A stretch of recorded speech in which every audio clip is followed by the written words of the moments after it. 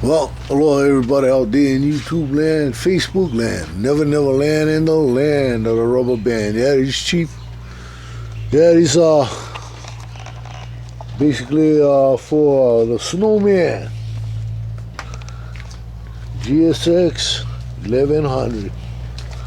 Yep, this is my big D4 got from my uncle. She runs good. Old girl, but she runs cherry. You know, you can see all my job shop's wet right now. It started raining this morning. Just when I got this far with this one, I'm capping this one. Got this post cap here that I'm putting in. Made with this type of thing. It's a garage door tracks, or some kind of tracks or brackets for maybe for like shelving or something. But I know it's thick stuff, man. Look at that, good stuff. I did it as part of the base, you know, instead of going just right through flat bar, I put this and raised it. And underneath, I have the what I call blind bolts. You won't see any bolts when the thing is bolted to the truck bed. It'll be all under the lip. Here's the one that I finish off. You know, like I was saying, man, if you was my neighbor, brother, I'll be over your house burning rods. You know, just coffee and biscuits, and I'm all good, brother. You know, man, I love to weld. That's what it is. I just love to weld, man. You know, when I was in operating engineers union out here's local 3, our main office is out of Valencia, California. I drove trucks, operated heavy equipment, and I was a heavy duty repairman as well. The HDR. I did more welding though than operating because we had a lot of young guys driving truck for Pine Ridge Farms Incorporated. So, brother, I was fixing trailers. See, I think it was just about every month I was fixing trailers. You know, we had a lot of turnovers, and all the ones that turned over was on us was the frameless trailers.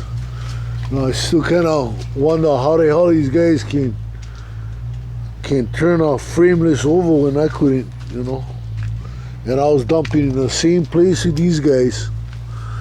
Nasty place, but apparently their habits and my habits are different, you know.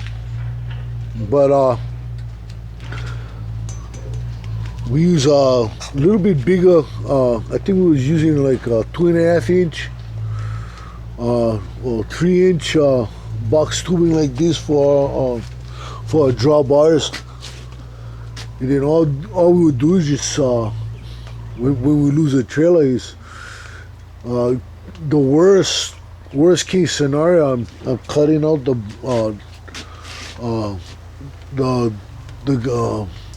bang board pockets and welding in new ones, and then I replace the drawbars and the ram, and that's it. And next day the trailer's up and running. Of course, I lose a lot of sleep, but you know, by the time the boss comes there, I've been, you know, I've been up over 24 hours. So I just tell him, well, boss, you better have coffee for me all day long. Real nice, strong ass coffee all day long, because I'm going to need them. And I would haul all day. And I was doing, well, on an average, I was doing 10 hours every day when I was hauling on Oahu.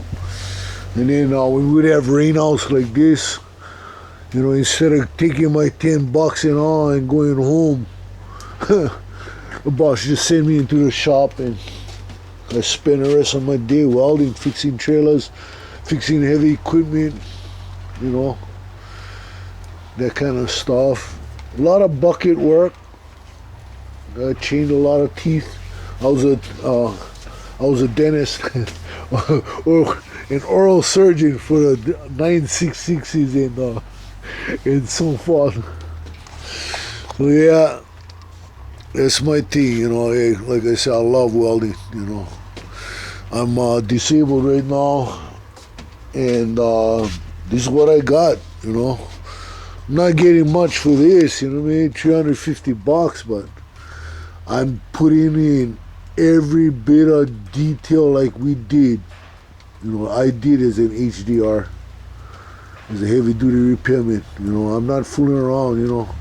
Tell a guy, you want a good set of ladder racks? Brother, I'll make you the strongest ladder racks on the market. Because nobody can make them like me. Nobody in Hawaiian Islands can make ladder racks like me. I use the same principles we use in rebuilding booms on our cranes and all that stuff. So you know what I mean.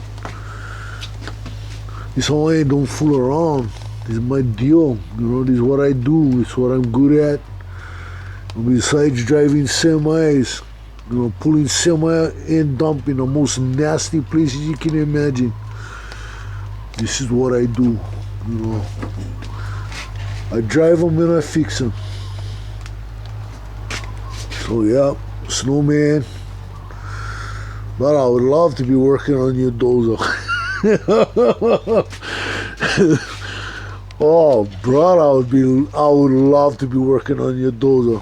You know, if I live next to you, brother, you'd see me rolling up with this bad boy, and it would be all assholes and elbows all the way to the things out and running, you know. And the guy at the machine shop, the metallurgy guy, oh, brother, he wouldn't like me at all, because, like I said, I'll tell him, you know what, sit in the fucking corner over there and suck your fucking pee-pee, punk. Don't tell me about steel. You know, I'm like that, you know. I'm very intense, just my way, you know. But I love to weld and I love to help people. I have a passion for people who love to make stuff. What you are doing, building that dozer, oh brother, you got Chief's attention. You know what I mean? You got my attention. Oh, you got my attention big time. And you know, I have a lot of admiration for anybody that would get out there and do that. You know what I mean? You know, that's a lot of imagination. You know, a lot of, man, it takes a visionary, you know, because you can buy a struck dozer, but to go out and go build your own, hey, that's a whole nother ball game, my brother. So, with that, Snowman, aloha, wide.